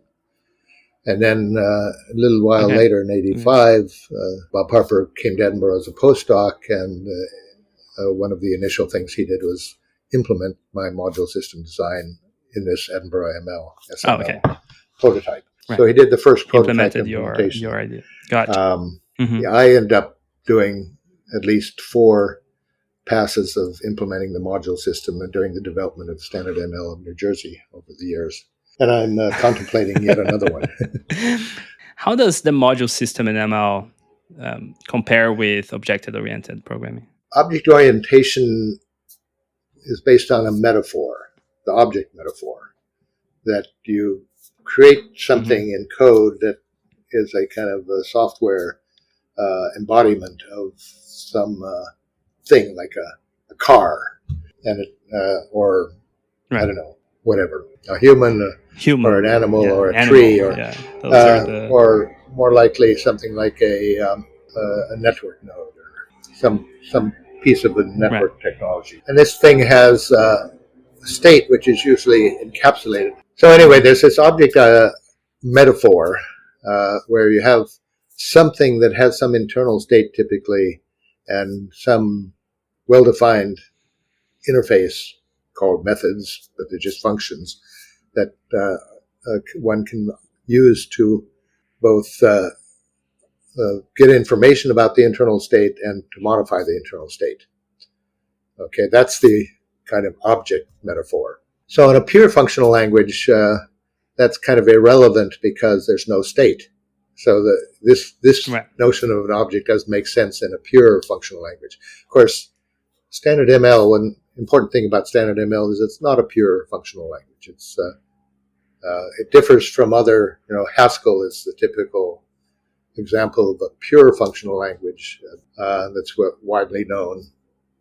But standard. I thought SML was pure, so it does have some notion of state there, just like. Well, Standard ML and Camel are offshoots of the same thing. Origin, they have the same origin, just developed variant syntaxes in some cases. State in Standard ML is embodied in 2 types. The ref type, reference, which is something you can assign to, and the array type, which is essentially a linear collection of references. And if you take those types away, ML is a pure language. So purity is broken by providing exactly 2 types in their associated operations like assignment and reading the value of a reference. And built on top of that, you can create arbitrary constructs that involve states like a hash table, the data structure. Anyway, so you can create an object in ML very easily by just creating some state stuff with references and arrays, and then defining some set of functions that access those, and you can hide those stateful bits in a local scope. And in that local scope, you can define some functions that access that state and operate on it. And then you can export a record of functions. And that record of functions is just like an object in object-oriented programming. So in that sense, if you have state in a functional language, you can get objects, simple objects. Okay, so that's okay. That's a reasonable programming idea that one can make use of in a functional language, in an impure functional language like ML. I'll come to Haskell's attempt to sound like an object-oriented a little bit later. But the other big idea in object-oriented programming is inheritance. Okay, and that's the idea that you can define Right. define some functionality as a class, and then you can define subclasses that inherit that functionality and modify it or add to it. And the underlying idea of that is based on something I call open recursion, where you have a recursive relationship between a set of functions. F and G are defined calling each other. And so that's in normal practice, that's a kind of closed relationship. But in object-oriented programming, with this inheritance idea and the fact that you can override an existing method and essentially replace that method in a subclass, whereas the inherited methods may call that replaced method, and they get the new method, not the old method. And these things can be recursive, and there's possible chains up and down in inheritance hierarchies of things calling each other and being overridden. So that's nasty. That's hard to understand, and over the decades, a lot of people in the object-oriented world have finally discovered that while inheritance seems very powerful, it's also very dangerous. There's lots of literature on how to do practical, functional, object-oriented programming that says, don't do inheritance. And which is the whole point of the which thing. is at least half the point, along with the simple Right. notion of an object. So this open inheritance, where you can have a network of mutually recursive things, functions, methods, whatever, and then you can stick some new thing in the middle of that, and it replaces one of the previous participants in this network. That's hard to reason about. And it's hard to understand what's going on if you are too enthusiastic using that in real code. So that's the thing about object-oriented programming that I think is not a good idea. I remember reading the first time I read about Smalltalk.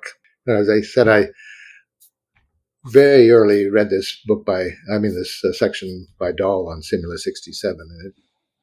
And I didn't know very much. It seemed a bit weird, but later on I tried to understand Smalltalk, and I realized that this is really hairy. This is really hard to follow what's going on.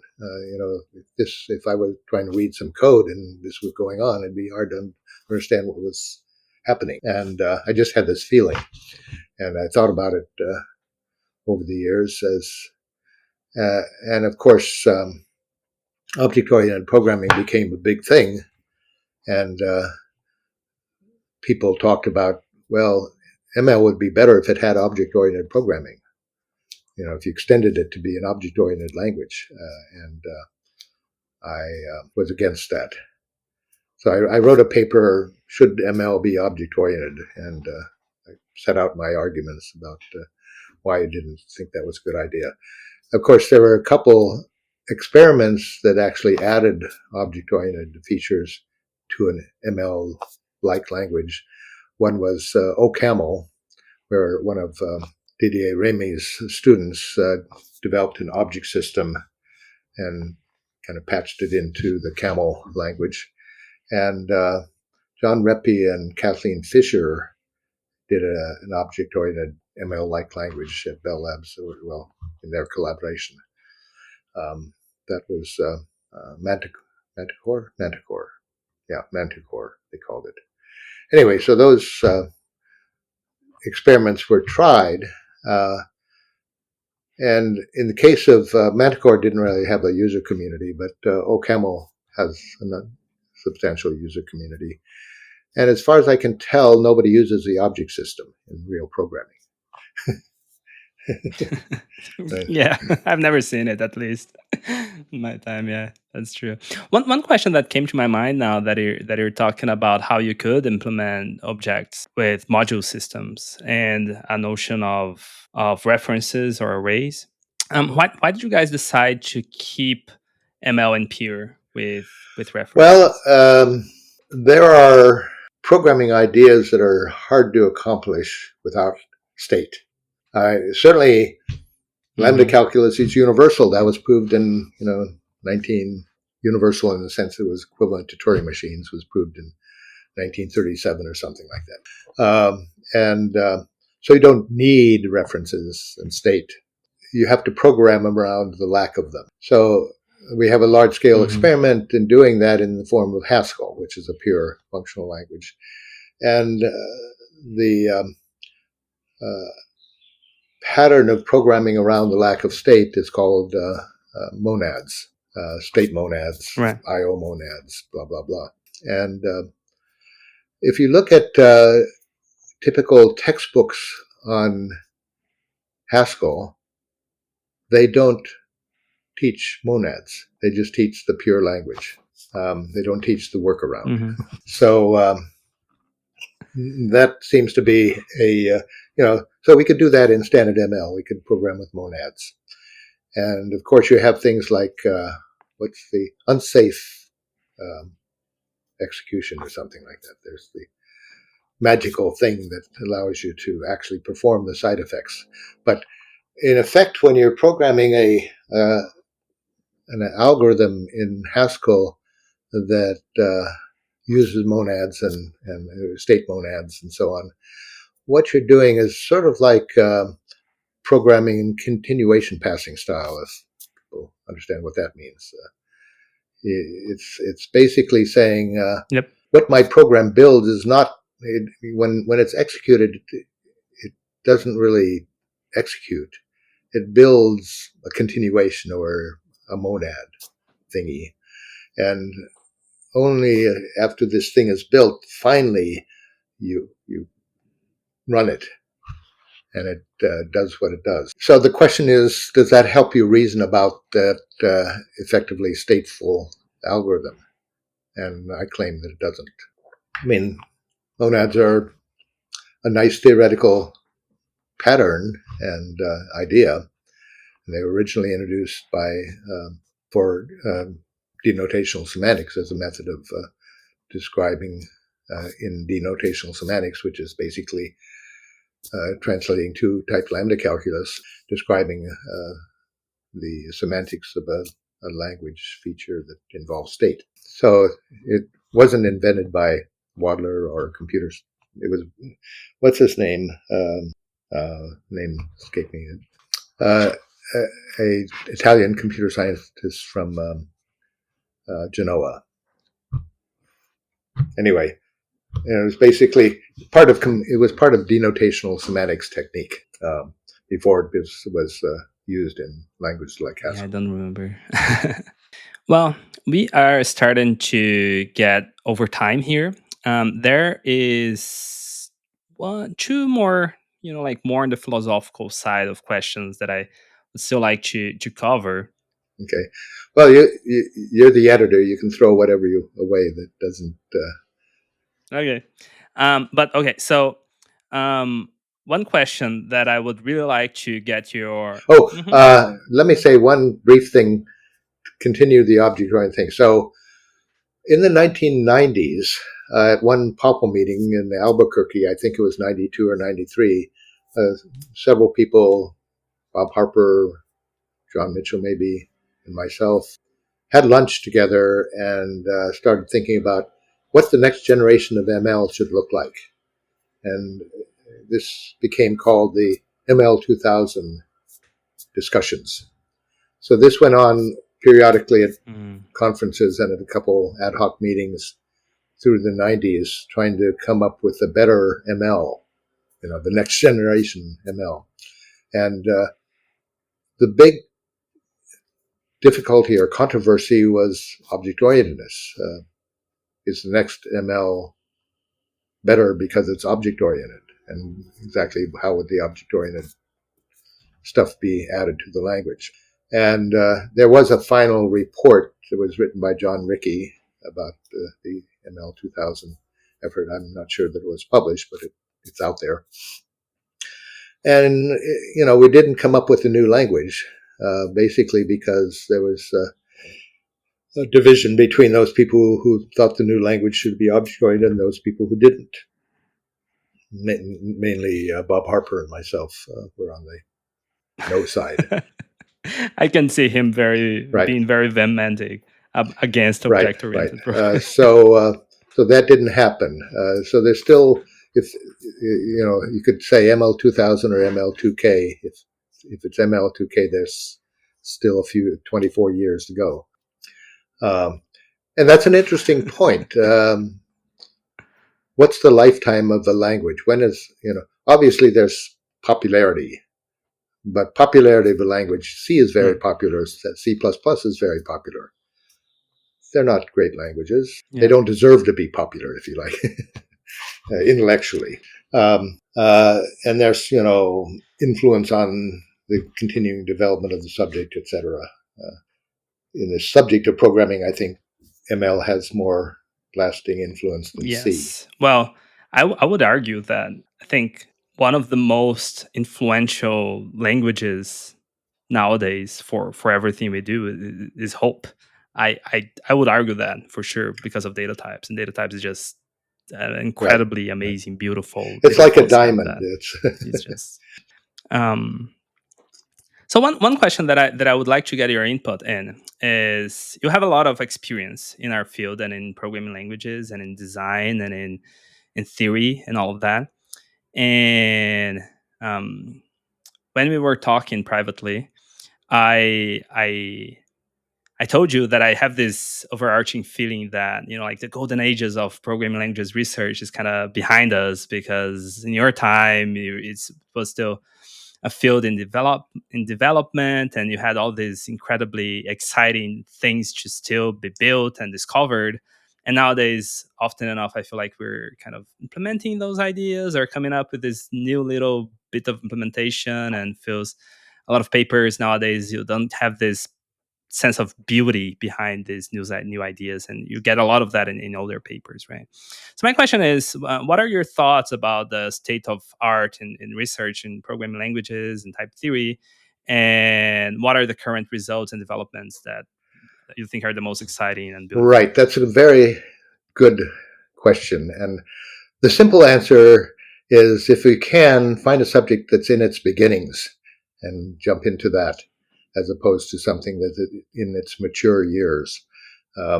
This is essentially the reason I went from mathematics to computer science, because I was excited about the mathematics of in computability from the, say, 40s and 50s.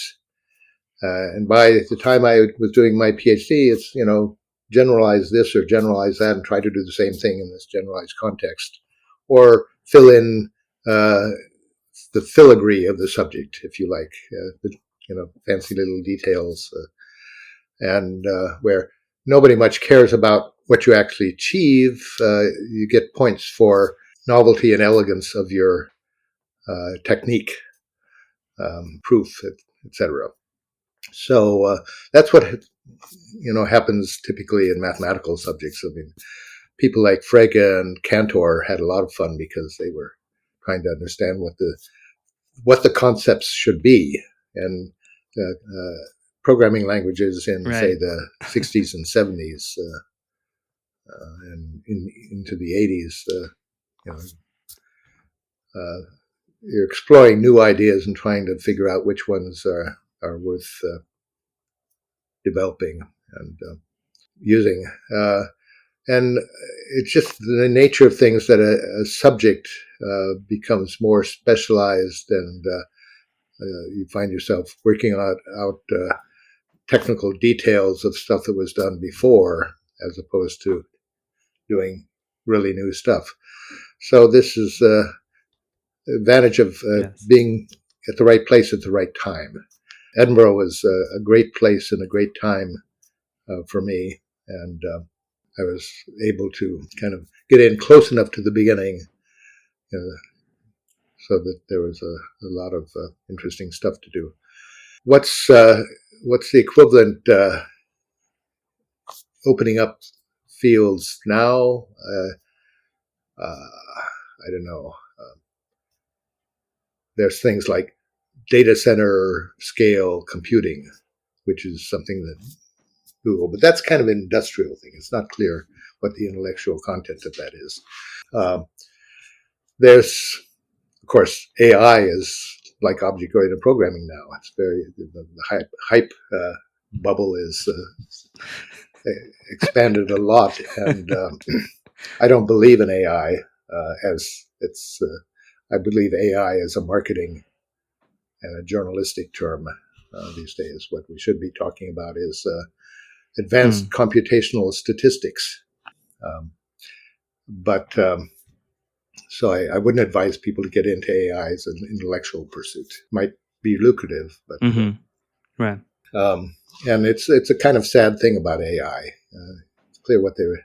It's a very, very, very deep and hard problem, and people kind of stopped working on it when these computational statistics techniques started to appear to pay off. So in programming, I don't know. It's hard to point. It looks like the object-oriented hype wave is beginning to subside, and there seems to be a miniature wave for functional programming. I mean, both are object-oriented programming and functional programming are providing higher order ideas that are very nice and beautiful and useful, but in quite different ways. And a language like Haskell is a pure functional language, but the type system has become obscure in various ways. There's a bit too much type hacking going on. Not to say about the language extensions that you just keep adding things that you don't even know what is going on, and you change the language all around. Yep. Yes. Have no idea. Yeah. Very hard to catch up. I don't even really know where to go to find what the definition of the full Haskell language is these days. Yeah. I don't think that exists. At least on the other hand, having a definition can be a negative. There are negative aspects to having a definition, like Standard ML has a definition, which is this book that was published by MIT Press. First of all, terrible idea to publish it as a book, but those were the times.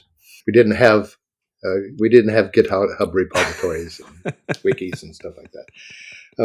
A definition should be a living document that is carefully curated and edited and so on. And that caused a lot of problems.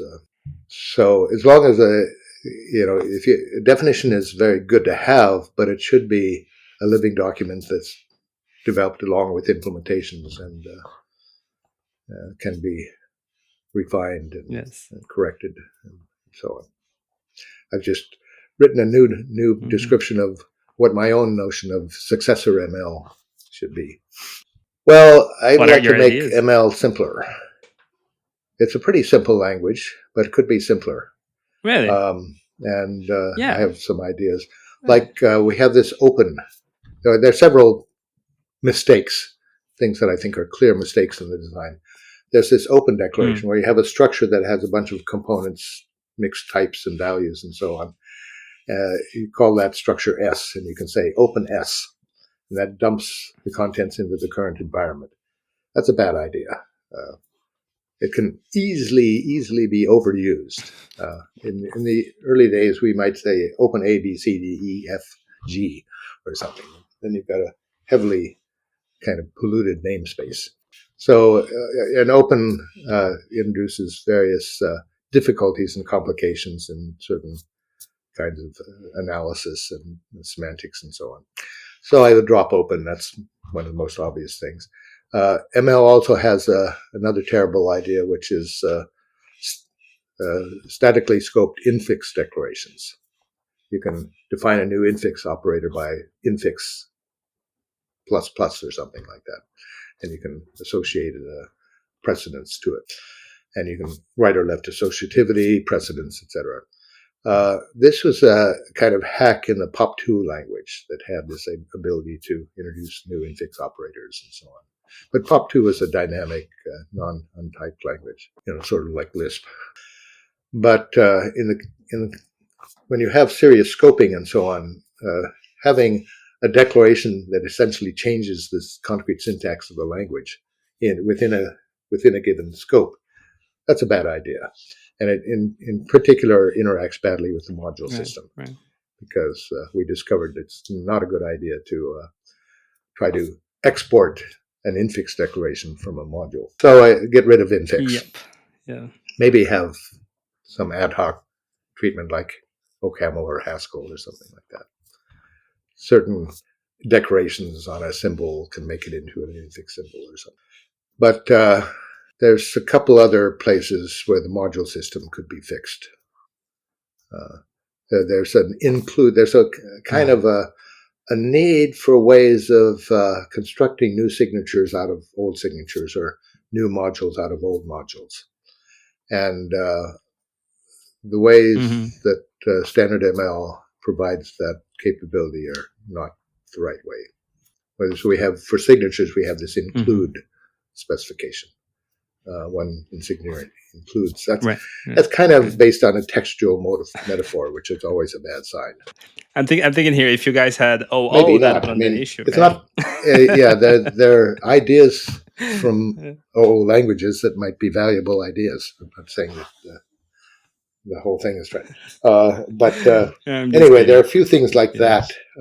This is kind of micro language design, not macro language design I'm talking about.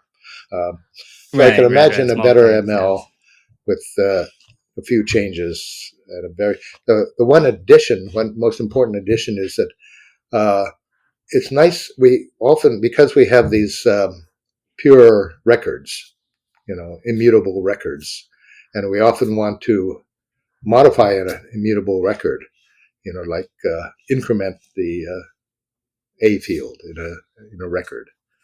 And we can do this, but we have to write out a construction of a new instance of the record with the modified field value. And so that's ugly. And there's a simple kind of elegant way of doing that, which is to overlay one record on another. Just like we can overlay an environment on another, sort of overriding bindings that have the same name. You can do the same thing with overriding a record with another record, where the fields with the same name are overridden. This is a very common device with respect to semantics and environments and so on. And you can't type this as an operator, though. It's not a polymorphic operator you can apply to records. It's a syntactic form. It has to be typed in its own right. Right. So there's things like that that would be convenient. For sure. Nice. But, you said that you have written it in a short. Yeah, paper. I have a note that writes down a bunch of these examples, and I have another note which is my response to Bob Harper's response to my note. And this is actually on the web. This is in. Please send me them. On GitHub and GitHub D MacQueen / new front end camel caps. New front end. There you go. I'll put. Let's be in touch. I'll put all of those notes in the description of the show, so that will be a nice document that will virtually live forever in the internet as well, which is one thing that I love about these episodes. I'm running short of time. Let's. I would love to have you again in the future. Let's keep in touch. I would love to listen about more of the ideas, the implementations, or the type things, or any other story that comes up to your mind later. Write them. Put a note. That's very good. Definitely be in touch in the future. Thank you Hope so that much. I haven't said too much. Yes. No, you didn't. I am in love. Like, I really, really appreciate having people over with a lot of stories, a lot of experience to tell us. As we were talking offline yesterday, there were a lot of rediscovering the same mistakes. Mistakes don't get published. That's a shame. Because we do not document Exactly. Exactly. So having this kind of more ad hoc discussions, I think it's absolutely fundamental for Mhm. definitely for my generation of academics, because it blows my mind that we're not reading this seminal papers that you were my generation is not reading the seminal papers that you were talking about, like Dijkstra on Go to considered The next harmful, 700 or programming the language. 700. Well, That London 700 next generation, right? That one is a little more famous. People read that one, but there's another one that is can we be liberated mhm. of the von Neumann style?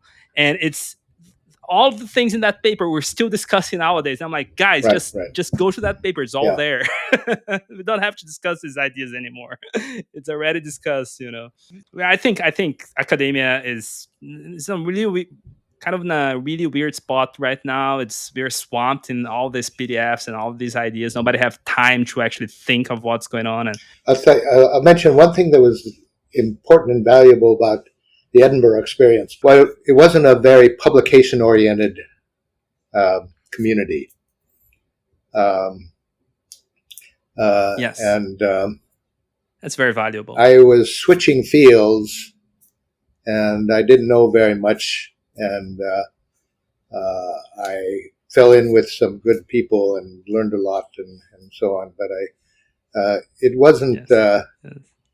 In retrospect, it was really good for my ultimate career, but at the time, Yes. it was a wild gamble, and I just came back from Europe, and that's definitely a feeling that I have. People are a lot less pressure to publish over there. yeah. At least the places that I visited, for sure. It was also true of Bell Labs in the good days. It wasn't a publication-oriented place. In some sense, it was that whole organization was able to coast on the success of Unix for a long while. But I mean, as you said, they had a lot of money, and they're just putting a small percentage of their money over there. So whatever. I mean, it was definitely extremely successful. They had 10 Nobel Prizes, 5 Turing Awards. So they definitely did something right that we can learn from it. And anyways, thank you so much for your thoughts and for your experience. Let's definitely be in touch. You're welcome.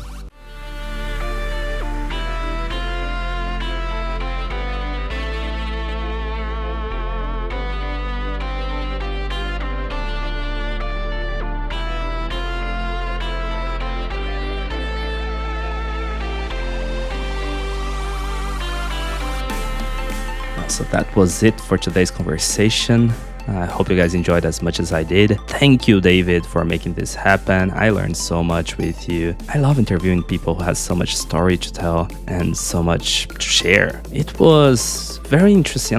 Gave me a lot of insights about what makes an incredible research institution, right? Like how he was telling us how much freedom they had at Bell Labs, right? Like the management would never come down and ask, who are the customers, and how that is a killing question for amazing research, right? I don't see that much around these days. I mean, I would be curious how, say, Google and Facebook research would kind of functions, but I know that Microsoft research is not like that anymore, kind of, and they've started losing some people because of it already. So I don't know.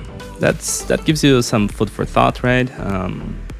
I know the institutions that I visited in France, like INRIA, I felt that they had a lot of room for research in that sense over there, so that was pretty cool. LS2N, which is kind of related to the university over there, but not really. The researchers don't really have to give classes and that kind of stuff, so I don't know.